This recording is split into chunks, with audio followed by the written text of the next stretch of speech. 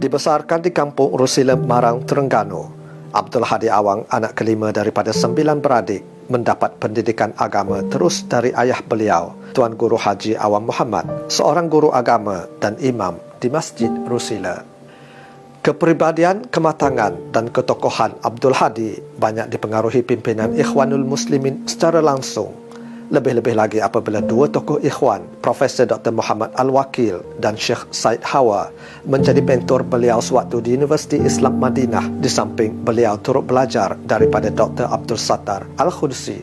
Kemudiannya beliau melanjutkan pengajian ke Universiti Al-Azhar, Mesir, menamatkan sarjana siasah syariah pada tahun 1975.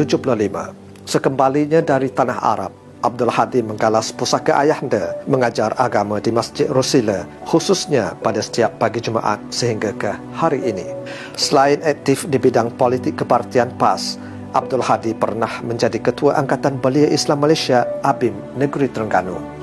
Rekod perkhidmatan beliau sebagai wakil rakyat, baik sebagai adun Rurendang maupun ahli Parlimen Marang sejak dari tahun 1982 sehingga kini, menyimpan 1001 pengalaman dan seni politik di lapangan, baik di arena nasional maupun antarabangsa.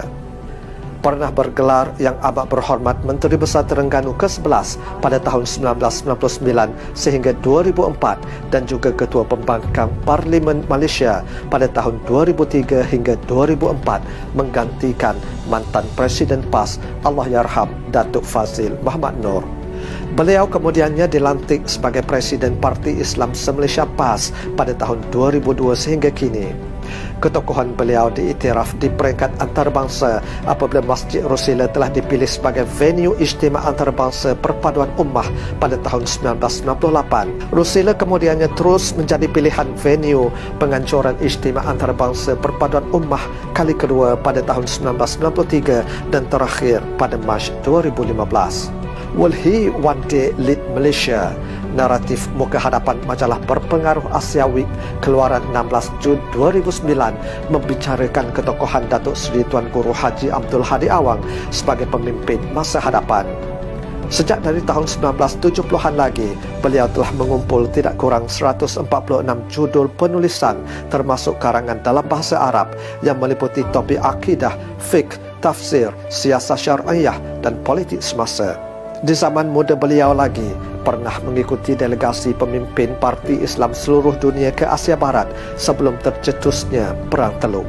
Sejak itu beliau menyertai puluhan delegasi termasuk ke Afghanistan selepas pengunduran Rusia, menyertai delegasi ahli parlimen parti-parti Islam yang dipimpin oleh mantan Perdana Menteri Turki Dr. Najmuddin Erbakan, menemui Setiausaha Agung PBB Boutros Boutros-Ghali dan ahli Senat Amerika Syarikat, wakil perunding krisis otonomi wilayah Aceh sehinggalah terbaharu sebagai ketua perunding krisis perang di Yaman pada tahun 2010.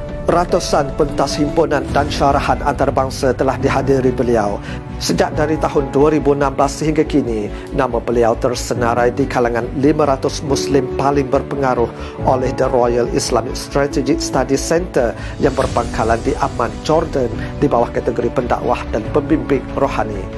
Tuan Guru Abdul Hadi merupakan ahli lembaga pemegang amanah Muassasah Al-Quds yang dipengerusikan oleh Syekh Dr. Yusuf Al-Qardawi, ahli lembaga pemegang amanah Al-Majma' Al-Alami Litaqrib Bainal Mazahib Al-Islamiyah yang berpusat di Tehran, penyelaras sekretariat parti-parti Islam sedunia yang berpusat di Istanbul, dilantik oleh Syekh Dr. Yusuf Qardawi sebagai timbalan Presiden Kesatuan Ulama Muslimin Sedunia KUIS bersama-sama dengan Dr. Ahmad Al-Raisuni dan Syekh Ahmad Al-Khalili pada 22 Ogos 2014 sebelum melepaskan jawatan pada 5 November 2018. Tuan Guru Abdul Hadi merupakan satu-satunya tokoh luar yang telah dinobatkan sebagai tokoh alim Rabbani oleh Universiti Islam Yala, Patani, Thailand pada 15 April 2011.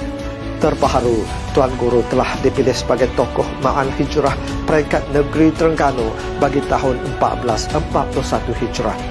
Memetik komen Syekh Dr. Farid Al-Ansari, ulama Morocco yang menanyakan soalan bertubi-tubi kepada Tuan Guru, kenapa beliau bersikap demikian kepada Tuan Guru Abdul Hadi.